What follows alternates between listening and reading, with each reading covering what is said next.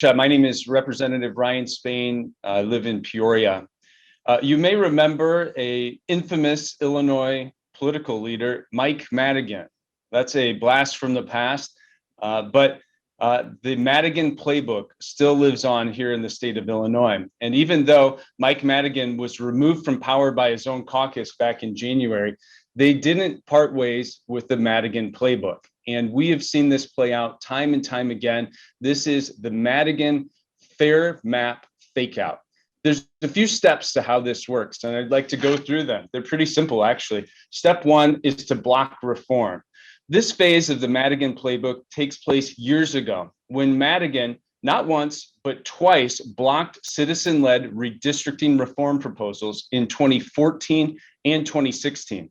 The powerful speaker called in his top enforcers to ensure that these citizen-backed reforms did not become law, setting the stage for our map-making process now in 2021. Remember, it was Madigan's handpicked justice on the Supreme Court who delivered the majority opinion to block fair maps and independent redistricting reform in 2016. He also has blocked me and other members of the legislature from moving forward with our own efforts to change the state constitution in the Illinois General Assembly. Step two, draw the maps behind locked doors. Once you've blocked all of the citizen and good government reforms, the next step is to dust off that old map making room. Make sure you clear out all the old furniture and install expensive new locks on the doors so you can begin drawing the maps in secret. This phase begins regardless if data is even underway to draw the maps, because ultimately it doesn't matter to Democrats that we actually use real data to draw maps. In fact, as we saw from the maps dropped on Friday, the only thing that seems to matter are the home addresses of incumbent politicians so that Democrats can be protected and Republicans can be punished. They invite all Democratic members to enter the secret room and give them a chance to pick their voters, because that's what this is about, finding a way around the democratic process. They can't tell us what type of data is being used or what they're doing in that room. The map is made, after all, to maximize political advantage. It is a rigged process that we've seen time and time again. Step three is the process that we're about to enter now. Limit opportunities for debate. As you go about the process of building this map, you have to promise that you will value transparency and public input, and that you will allow the public early access to the maps so that they can have a full opportunity to review and make comments.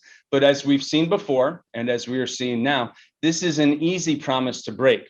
As we saw last week, the best chance for success is to drop a map late in the evening on Friday night and hope that the general public is not paying attention. And next, we will see Democrats limit debate and give the public as little notice as possible about the hearings that will take place tomorrow and Wednesday. Step four is the final and last step, which will be to pass this map at the 11th hour at the end of May. So once you've allowed less than 1 week of public comment period, you can now pass the maps at the 11th hour. We'll probably see these maps pass late in the middle of the night, with all sorts of other bad policies and previous actions that we've seen the General Assembly use to avoid controversy and public review. This is what we see happen again and again. And we know that Democrats will blame the swift passage on the deadlines that are approaching at the end of June to pass a map by the legislature. But the end of June is not the deadline for when a map must be passed at all. It's when Democrats would lose total unilateral control over the process. And for the Madigan Playbook to work, they must maintain unilateral control of every aspect of this process, or the process won't work and the public will be allowed to participate. If you're sick about hearing the Mike Madigan Playbook, I am too. I'm really sick of it. And I thought that things would be better when new leadership and a new speaker was elected in the Illinois House of Representatives. But unfortunately, it's not. This is the same playbook being executed again and again to make sure that voters do not have the opportunity to be involved with how their government is designed and how it should work. In 2016, remember, we had nearly 600,000 Illinois voters sign a petition demanding that we would consider redistricting reform throughout the state.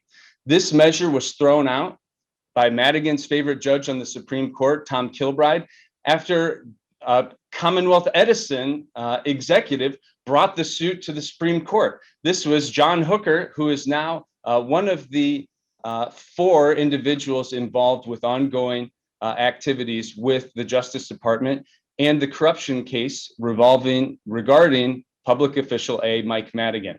So the culture of corruption continues. But I want everyone to know this is many, many, many years in the making, not just a Friday night news dump, but a carefully orchestrated campaign to make sure that all voters in the state of Illinois are denied the opportunity to be involved in building a better government and solving problems.